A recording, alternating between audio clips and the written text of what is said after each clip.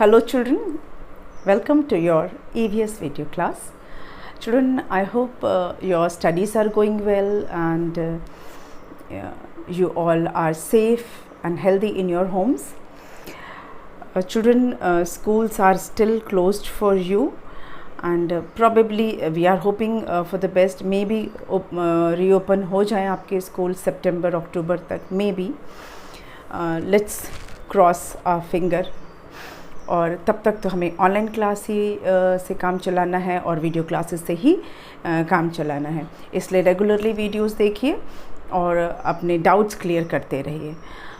Children, in EVS we are doing chapter 8 games we play and this is one of an interesting topic for you because games जो है वो बच्चों का एक बहुत ही favourite period होता है. जब स्कूल प्रॉपर चलते थे तो गेम्स का पीरियड सबसे फेवरेट पीरियड होता है बच्चों का. बहुत ही इम्पेशेंट होते हैं बच्चे गेम्स पीरियड के टाइम पर, बस जल्दी से बाकी पीरियड्स ख़त्म हो और वो बाहर खेलने के लिए जा सकें, है ना. लेकिन आपके मामले में मैं ये नहीं बोलूँगी क्योंकि अभी आप क्लास 1 और क्लास 2 दोनों ही क्लासेस में आपने स्कूल नहीं देखा, आपने गेम्स पीरियड नहीं एंजॉय किया. सो आई वुड नॉट से दिस फॉर यू. लेकिन जब भी स्कूल खुलेंगे आप अपने गेम्स पीरियड डेफिनेटली एंजॉय करेंगे. गेम्स पीरियड में बच्चे क्लास के बाहर आते हैं, तरह तरह के एक्टिविटीज़, तरह तरह के गेम्स खेलते हैं ओपन एयर में, ओपन ग्राउंड में. मैंने इस चैप्टर में जो आपसे डिस्कस किया है वो 2 टाइप्स के गेम्स डिस्कस किए हैं. एक है इंडोर गेम्स और दूसरा आउटडोर गेम्स. इंडोर गेम्स और आउटडोर गेम्स को मैंने आपको पूरा एक्सप्लेन किया है पिछले कुछ वीडियोस में. इंडोर गेम्स कौन कौन से होते हैं, उन्हें क्यों खेला जाता है, आउटडोर गेम्स कौन कौन से हैं. ऐसे तो बहुत सारे हैं लेकिन हमने कुछ मेजर गेम्स को ही डिस्कस किया है क्योंकि सारे गेम्स तो डिस्कस करना पॉसिबल भी नहीं है, आप वो भी आपके क्लास के लेवल पर ग्रेड 2 पे. इसीलिए हमने जो मेन जो गेम्स हैं वो सारे डिस्कस किए हैं, इंडोर गेम्स और आउटडोर गेम्स दोनों में. और क्यों खेला जाता है इंडोर गेम्स खेलने से क्या क्या बेनिफिट्स हैं, आउटडोर गेम्स क्यों खेला जाता है और आउटडोर गेम्स खेलने से क्या क्या चीज़ें होती हैं, ये सब हमको डिस्कस हमने किया है. आउटडोर गेम्स का भी हमें काफ़ी करना बाकी है बट इंडोर का तो हम कर चुके हैं. इंडोर गेम्स डिस्कस भी कर लिया है और किन सिचुएशंस में हम इंडोर गेम्स खेलते हैं वो भी मैं बता चुकी हूँ. आउटडोर गेम्स को हम सारा डिस्कस कर चुके हैं. अब ओवरऑल गेम्स खेलने से क्या क्या बेनिफिट्स होते हैं, क्या क्या फ़ायदे होते हैं, वो हम आज के वीडियो में डिस्कस करेंगे, ठीक है. इसके अलावा ट्रू स्पोर्ट्समैनशिप क्या होती है ये मैंने आपके साथ डिस्कस किया था. ट्रू स्पोर्ट्समैनशिप वाला जो पॉइंट है वो मैं आपके साथ एक बार फिर से उसको आपको मैं रिवाइज़ करवाना चाहूँगी. बाकी चीज़ें तो मैं रिवाइज़ करवा चुकी हूँ कि ट्रू स्पोर्ट्समैनशिप में क्या होता है, इसको किसको कहते हैं. इसका मतलब होता है कि बिल्कुल फेयर, बिल्कुल जेनरस और पोलाइट बिहेवियर होना चाहिए प्लेयर्स का. जो भी ट्रू प्लेयर होगा ना वो घमंडी नहीं होगा, लड़ाका नहीं होगा, सबसे लड़ता नहीं रहेगा और बहुत रूडली बात नहीं करेगा. वो बहुत जेनरस होगा, वो कभी चीटिंग नहीं करेगा और वो सबसे हमेशा बहुत पोलाइटली बात करेगा अगर वो सही में ट्रू स्पोर्ट्समैन है तो. दूसरा, गेम शुरू होने से पहले प्लेयर्स को चाहिए कि वो अपनी ऑपोजिट टीम को ग्रीट करे, उनको हेलो हाय बोले, उनको बेस्ट विशेस दे. दोनों टीम को एक दूसरे को बेस्ट विशेस देना चाहिए क्योंकि वो आए तो हैं गेम्स खेलने, लड़ने के लिए नहीं आए हैं. They are there on the ground to play games और किसी एक को जीतना है, किसी एक को हारना है, ठीक है. तैयारी तो दोनों की होती है. फिर तीसरा पॉइंट ये है कि जो ऑपोजिट टीम्स होती हैं वो कभी भी ग्राउंड पे झगड़ा नहीं करना चाहिए, चाहे वर्बली झगड़ा चाहे फिज़िकली हार्म करने वाला. ये अगर कर रहे हैं इसका मतलब वो ट्रू स्पोर्ट्समैन है ही नहीं, वो तो अच्छा इंसान ही नहीं है. तो झगड़ा लड़ाई नहीं करना है, फिज़िकली हार्म नहीं करना है. और सबसे इम्पॉर्टेंट चीज़, लूजिंग टीम जो होती है, जो हार जाती है, उस टीम को कभी भी चिढ़ाना नहीं चाहिए, टीज़ नहीं करना चाहिए, टॉन्ट नहीं करना चाहिए और उन पे कोई कमेंट्स नहीं करना चाहिए. लूजिंग टीम को का मजाक नहीं उड़ाना चाहिए. ये सबसे गंदी आदत है. ये ट्रू स्पोर्ट्समैन के बिहेवियर का पॉइंट बिल्कुल हो ही नहीं सकता क्योंकि मैंने बोला कि अगर टीम खेलती है तो किसी एक को जीतना है, किसी एक को हारना है। जो चिढ़ा रही है टीम, हो सकता है वो भी तो हारेगी, कभी ऐसा तो है नहीं कि हमेशा जीतेगी ही, कभी न कभी उसे भी अगर हारना पड़ेगा। तो उसे कोई चिढ़ाएगा तो कैसा लगेगा, है ना। ये मन में सोचना चाहिए कि हम कभी हारेंगे और हमें कोई चिढ़ाएगा तो हमें कैसा लगेगा। ऐसा ही दूसरों के लिए भी सोचना चाहिए, तो कभी किसी को चिढ़ाना नहीं चाहिए। ये हमने डिस्कस किया था। अब आज हम जो डिस्कस करेंगे उसमें सबसे पहला पॉइंट तो है कि जो आउटडोर गेम्स की जो ग्रेट वैल्यूज़ हैं उसको डिस्कस करेंगे, ठीक है। Values of outdoor games.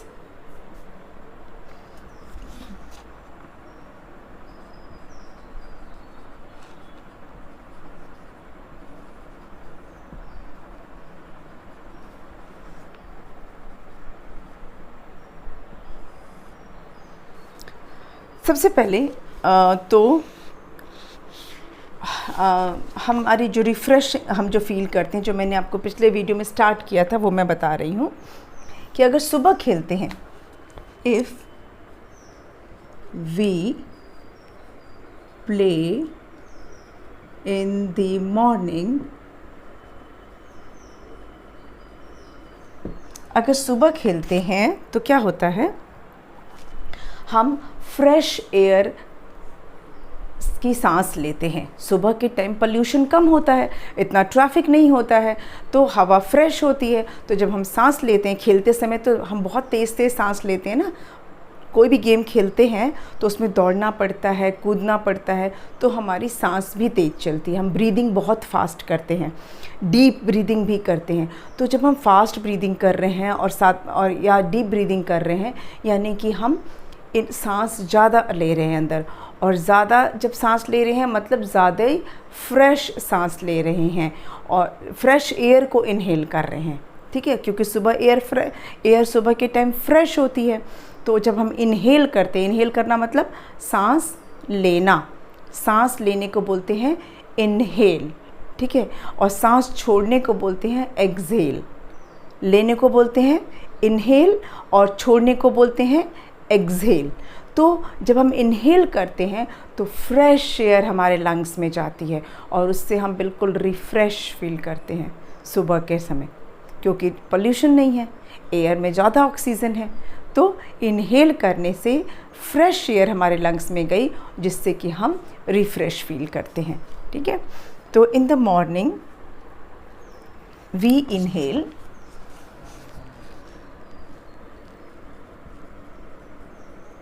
ठीक है, inhale fresh air, we inhale fresh air and feel refreshed.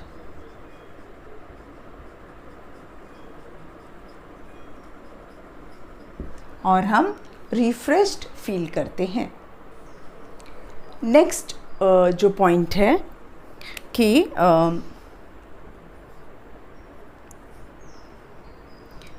through outdoor games our body get exercised, our body get exercised, our body get exercised, हमारी body की exercise हो जाती है। क्योंकि कोई भी आउटडोर गेम ऐसा नहीं है जिसमें रनिंग नहीं करना है, जंपिंग नहीं करना है, स्ट्रेचिंग नहीं करना है। तो ये हम बेंडिंग करते हैं, हम बेंड करते हैं, हम स्ट्रेच करते हैं, हम जंप करते हैं, रन करते हैं, सारे आउटडोर गेम्स में ये सब करना होता है। तो इससे क्या होता है, ऑटोमेटिकली हमारी बॉडी की एक्सरसाइज हो जाती है। वार्म अप तो करते ही हैं, कोई भी आउटडोर गेम से पहले हल्की सी जॉगिंग करते हैं, बॉडी को स्ट्रेच किया जाता है, आगे पीछे ऊपर नीचे बेंड करते हैं। तो इससे तो ऑटोमेटिकली बॉडी की एक्सरसाइज होती रहती है। और फिर क्या होता है, through outdoor games our body get exercised and our health is improved. इससे हमारी सेहत इम्प्रूव हो जाती है। अच्छा,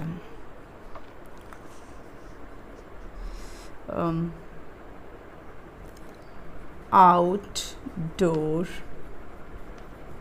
games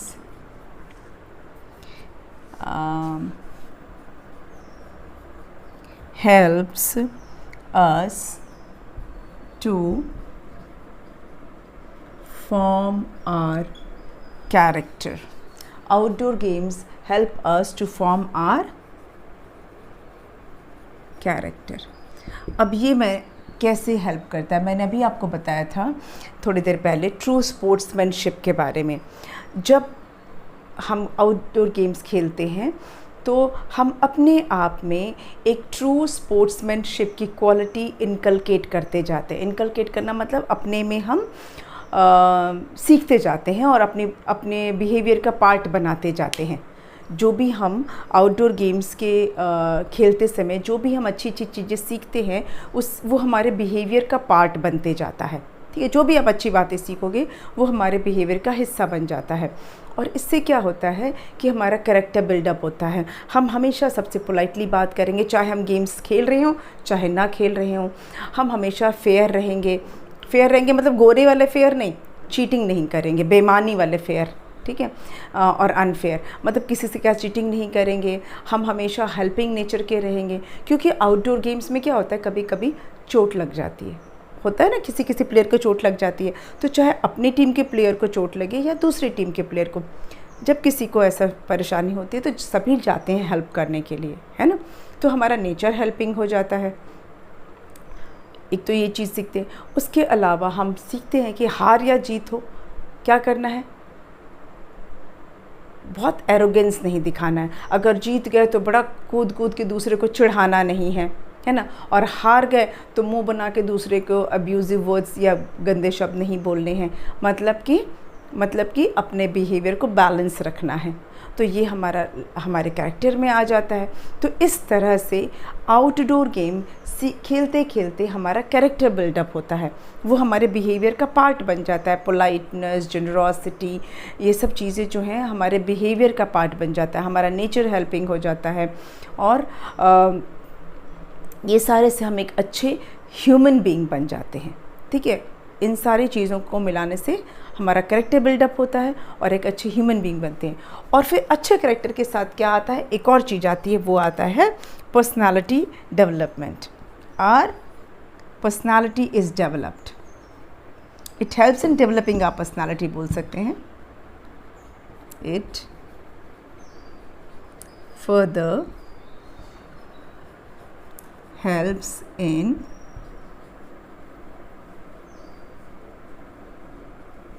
developing our personality। ठीक है, अब जब हमारा बिहेवियर अच्छा हो गया, उससे हमारा कैरेक्टर बिल्डअप हो गया, तो डेफिनेटली हमारी पर्सनालिटी भी इम्प्रूव हो गई, है ना। कॉन्फिडेंस बढ़ता है ना। जब आप आउटडोर गेम्स खेलते हैं, दूसरी टीम से आप बात करते हो, दूसरी टीम के मेंबर से बात करते हो, कॉन्फिडेंटली बात करते हो, और हार हो या जीत हो, हमारा जो टीम स्पिरिट होती है, अपने टीम के साथ जो हमारा बिहेवियर होता है, वो सब भी अच्छा होता है। और सिर्फ हम अपने लिए नहीं सोचते हैं। जब हम टीम के साथ खेलते हैं तो सिर्फ अपने खुद के लिए नहीं खेलते, हम पूरी टीम के लिए खेलते हैं, अपनी पूरी टीम के लिए खेलते हैं। मतलब हम सेल्फिश भी नहीं रहते हैं। ये तो ना सोच के खेलते हैं कि मैं सिर्फ अपने लिए खेलूँगा और या अपने लिए खेलूँगी, मेरी टीम के लोग अच्छा खेलें या ना खेलें, ऐसा तो नहीं सोचते हैं। हम तो पूरी टीम को साथ में लेके चलते हैं। इससे क्या होता है, हम सेल्फिश नहीं होते हैं फिर, है ना। हमारा बिहेवियर सेल्फलेस होता है। ठीक है, तो ये सारी चीज़ों से हमारा कॉन्फिडेंस लेवल बढ़ता है और हमारी पर्सनालिटी डेवलप होती है। ठीक है, हम किसी के साथ भी कॉन्फिडेंटली, स्मार्टली बात कर सकते हैं। और कभी कि कोई मुसीबत में है, किसी को परेशानी हो, तो हम सबसे आगे जाएंगे उसको हेल्प करने के लिए, क्योंकि हम फिज़िकली भी स्ट्रॉन्ग है, मेंटली भी स्ट्रॉन्ग है और बिहेवियर वाइज भी हम बेस्ट हो जाते हैं। तो इस तरह से हमारी पूरी पर्सनालिटी डेवलप होती है। नंबर 5 जो अभी मैंने बताया, बस उसी का आगे है कि we learn unity and cooperation.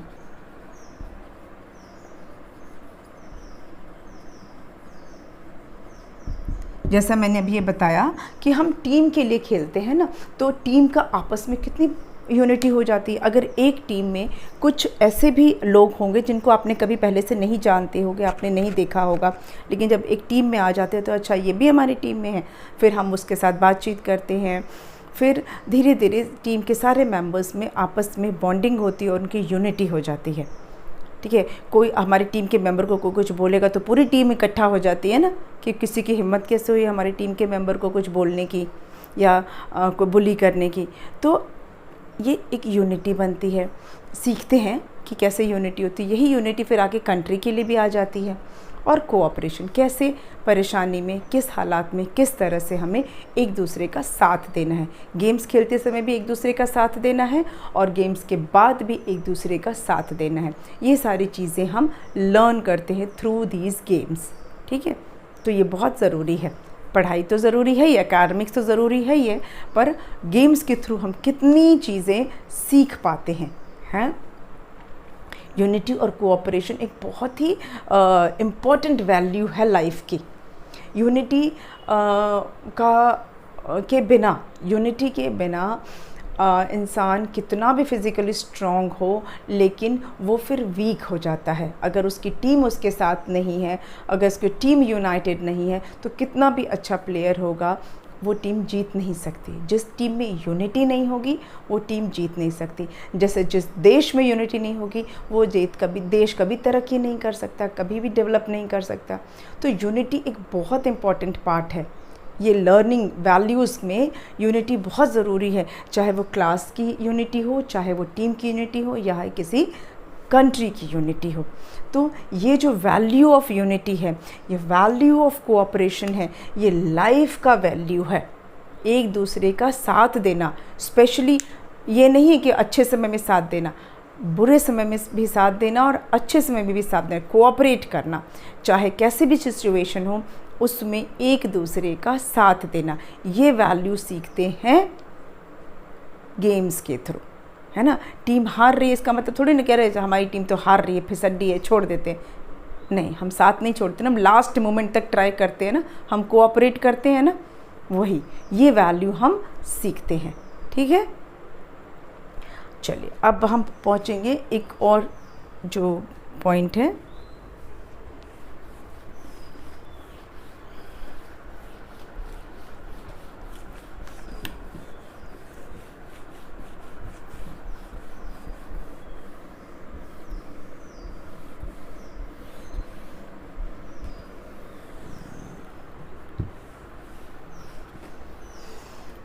Okay.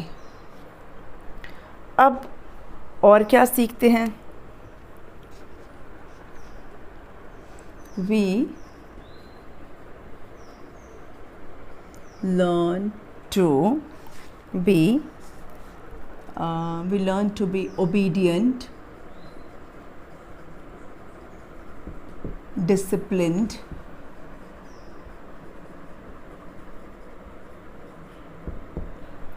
and we learn to be obedient, disciplined,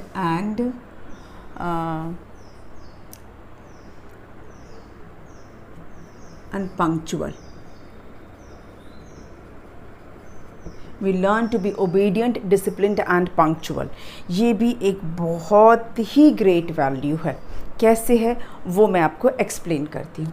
obedient कैसे बनते हैं, हर टीम में एक कैप्टन भी होता है ना, हर टीम में एक कैप्टन होता है। तो जो कैप्टन बोलता है वो पूरी टीम को मानना होता है। कैप्टन भी ऐसे अपने मन से कुछ भी उलूल जुलूल नहीं बोलता है, वो भी सोच समझ के बोलता है। तो कैप्टन की बात पूरी टीम मानती है। किसी बड़े की, किसी लीडर की बात को मानना, दैट इज़ ओबीडियंसी। ओबीडियंट होना सीखते हैं, बड़ों की बात मानना, लीडर की बात मानना, कैप्टन की बात मानना। मतलब through outdoor game we learn to be obedient. Leader की बात मानना सीखते हैं, बहस नहीं करना, उसके साथ आर्ग्यू नहीं करना, उसके साथ डिसरिस्पेक्टफुली बात नहीं करना, कैप्टन को रिस्पेक्ट देना, ये सब सीखते हैं। तो ये क्या हुआ? Discipline and obedience. डिसिप्लिन का मतलब क्या है कि जब आप टीम में हैं तो आपको डिसिप्लिन में रहना है, जैसे सारी टीम करेगी वैसे ही आपको बिहेव करना है। ये नहीं कि आप अपनी मर्ज़ी से जो भी मन आएगा वो करेंगे, टीम के अकॉर्डिंग आप बिहेव करोगे। घर में भले आप कैसे भी हो, लेकिन जब आप टीम में एक बार आ जाते हो तो आपको टीम के अकॉर्डिंग रहना है। मतलब पूरी टीम डिसिप्लिन्ड रहेगी, बदतमीज़ी नहीं करेगी, जो रूल्स है रेगुलेशंस है उसको फॉलो करना है।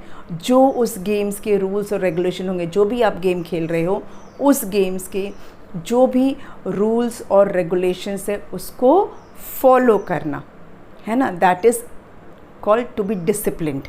बातों को मानना, अनुशासन में रहना, ये सीखा। और सबसे इम्पॉर्टेंट चीज़ पंक्चुअल होना। पंक्चुअल मतलब समय का पाबंद होना। अगर प्रैक्टिस के लिए बोला गया है सुबह 6 बजे पहुंचने के लिए तो 6 बजे ही पहुंचना होता है। और जो प्लेयर लेट होता है ना, फिर उसकी बहुत इंसल्ट होती है, अरे ये तो लेज़ी है, ये तो लेट है। तो फिर आपको आदत हो जाती है, नहीं नहीं मुझे तो टाइम पे जाना पड़ेगा, या मुझे पनिशमेंट मिल जाएगी। अगर मैं लेट होऊंगा या मैं लेट हो जाऊंगी तो मुझे पनिशमेंट मिलेगी। तो टाइम पर जाते हैं प्रैक्टिस के लिए।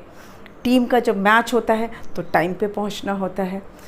जो भी गेम होता है उसका भी एक लिमिटेड टाइम होता है, तो हमें पता होता है कि इतने टाइम में मैच ओवर हो जाएगा, तो उसके अकॉर्डिंग खेलना होता है। तो मतलब टोटल में in totality we learn to become punctual. हमें समय का पाबंद होना हम सीखते हैं। And we do not waste time. फिर ये हमारी हैबिट में आ जाता है। कोई हमें कहीं बुलाएगा तो हम बिल्कुल टाइम पे पहुंचेंगे। क्यों? क्योंकि हमको आदत हो जाएगी ना कहीं भी टाइम पे पहुंचने की। किसी शादी में जाना है, किसी फंक्शन में जाना है, किसी के घर जाना है, कहीं भी जाना है, we will always be on time, क्योंकि हमारी आदत हो जाएगी पंक्चुअल रहने की, टाइम पर पहुंचने की, जो हम सीखेंगे थ्रू दीज गेम्स।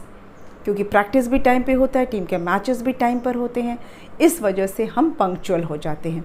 तो ओबीडियंट होना, डिसिप्लिन्ड होना और पंक्चुअल होना, ये तीनों क्वालिटीज़ हम सीखते हैं थ्रू गेम्स। ठीक। और एक छोटी सी एक और चीज़ है, that we imbibe fellow feeling. मतलब अपनेपन की एक भावना हमारे अंदर अपने आप आ जाती है। इम्बाइब मतलब अंदर, अपने में आ जाना, आत्मसात करना जिसको बोलते हैं, हमारे के अंदर आ जाना, ये फीलिंग आ जाती है। फेलो फीलिंग मतलब अपनेपन की फीलिंग। टीम का जो हमारी जो पूरी टीम होती है ना, वो हमें अपने फैमिली के जैसा फीलिंग देती है।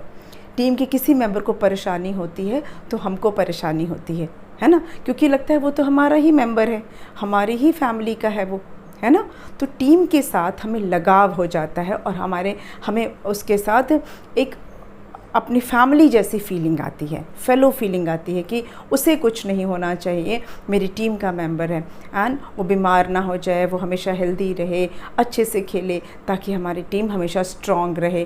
तो ये फेलो फीलिंग साथ रहते रहते आती है। टीम एक साथ जब खेलती है तो ये फेलो फीलिंग भी अपने आप डेवलप हो जाती है, अपनेपन की भावना आ जाती है और वो टीम हमें अपनी फैमिली की तरह लगने लगती है। तो ये भी हम सीखते हैं थ्रू गेम्स। ओके, तो कितनी सारी हमने वैल्यूज़ सीखी ना। तो हम ऐसे थोड़ी ना सोचते हैं कि गेम्स खेल लिए, मज़े कर लिए, बस हो गया। नो, जब हम प्रॉपर गेम खेलते हैं तो हम बहुत सारी चीज़ें सीखते हैं। जो अभी मैंने आपके साथ डिस्कस की ना, वो एक दिन में सीखने वाली इसमें से कोई भी चीज़ नहीं है जो आप एक दिन में बस सीख जाए। 2 मिनट्स मैगी नूडल्स नहीं है ये। मैगी भी 2 मिनट्स में नहीं बनती है, नहीं बनती है ना। सिर्फ बोलते हैं कि 2 मिनट्स में बनती है, पर नहीं बनती है। तो कोई भी ऐसी चीज़ जो है वो एक दिन में नहीं सीखना है, सीखने वाली चीज़ ही नहीं है एक दिन में। ग्रेजुअली, स्लोली, धीरे धीरे करते करते वो चीज़ें हमारी पर्सनालिटी का पार्ट हो जाती हैं, हमारे बिहेवियर का पार्ट हो जाती है। सारे वैल्यूज़ धीरे धीरे हमारे में आने लगते हैं थ्रू गेम्स। ठीक है, एक दिन में कोई ये सारी क्वालिटी अपने में नहीं ला सकता। खेलते खेलते खेलते खेलते ये धीरे धीरे हमारे हैबिट में आ जाएगा। तो ये आज हमने इसको डिस्कस कर लिया, जो जो वैल्यूज़ हम सीखते हैं ठीक। अब कुछ बात कर लेते हैं रिक्रिएशनल एक्टिविटीज़ की, जिसे हम कहते हैं leisure time activity. Okay.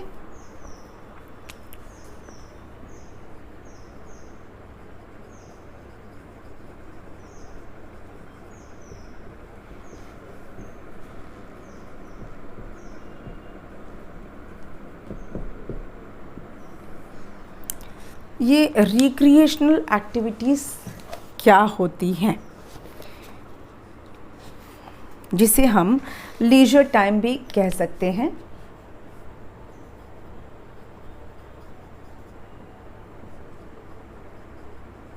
Leisure time,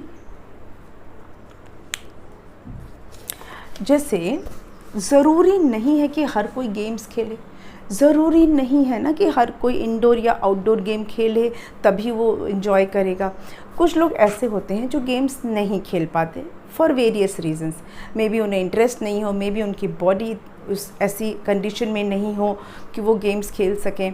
तो ऐसे लोग क्या करते हैं, मतलब beside playing game we can also refresh ourselves, we can also get activated ourselves by doing by indulging ourselves in other activities। मतलब अपार्ट फ्रॉम प्लेइंग गेम्स, मान लो हम गेम्स खेलते भी हैं लेकिन हमारा मन नहीं है, मान लो, या किसी कारण से हम गेम्स नहीं खेल पा रहे हैं, तो apart from playing games we can also refresh our self by indulging in other activities. Okay, मैं इसको इस लाइन को मैं रिफ्रेम कर देती हूँ कि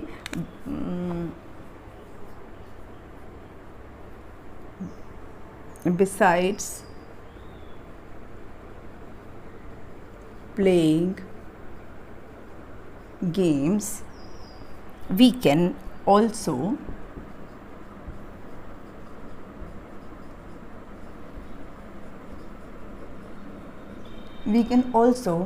refresh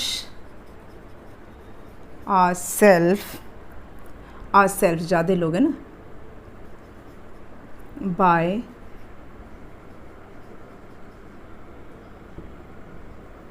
indulging in various other activities। अब ये वेरियस अदर एक्टिविटीज़ क्या हैं? What are those activities? वो एक्टिविटीज़ हो सकती हैं, बहुत सारी ऐसी एक्टिविटीज़ हो सकती हैं, जैसे सिंगिंग, डांसिंग, पेंटिंग, गार्डनिंग। ठीक है,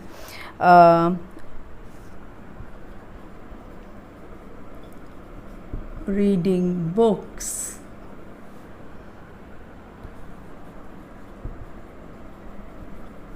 listening music or songs, या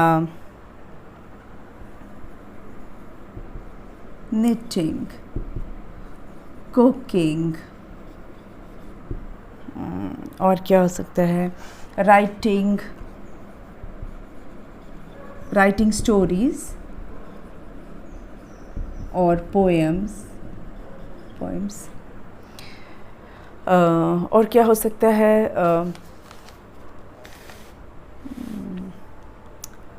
clay modelling, yes, where to write जगह है यहाँ पे।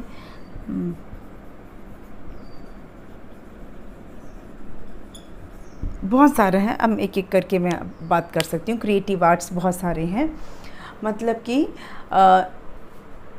रिक्रिएशनल एक्टिविटीज़ जिसको हम बोलते हैं, लीजर टाइम एक्टिविटीज़ जिसको बोलते हैं, वो क्या होता है। मैंने कुछ मेंशन किया है यहाँ पे, आपको बोर्ड पे दिख रहा होगा, singing, dancing, painting, gardening, reading books, listening music and song, knitting, cooking, writing stories, clay modelling. ये सब क्या है, रिक्रिएशनल एक्टिविटीज़ हैं। ये क्यों करते हैं, इससे क्या होता है, इस पर हम डिस्कस करेंगे अपने नेक्स्ट वीडियो में, क्योंकि इसमें काफ़ी सारे मैंने एक्टिविटीज़ के नाम तो लिख दिए हैं। सारी एक्टिविटीज़ को हमें डिस्कस नहीं करना है, पर हम ओवरऑल लीजर टाइम एक्टिविटीज़ को डिस्कस करेंगे। ठीक है, तो आज के वीडियो को यहीं पे बंद कर देते हैं, क्योंकि हमने आज आउटडोर गेम्स की ग्रेट वैल्यूज़ को हमने डिस्कस किया है और रिक्रिएशनल एक्टिविटीज़ को हमने सिर्फ स्टार्ट किया है। तो ये हम अपने नेक्स्ट वीडियो में कंक्लूड करेंगे, साथ में स्टार्ट करेंगे एक्सरसाइज। आज के वीडियो को यहीं पे ऑफ करते हैं, मिलेंगे नेक्स्ट वीडियो में। Thank you.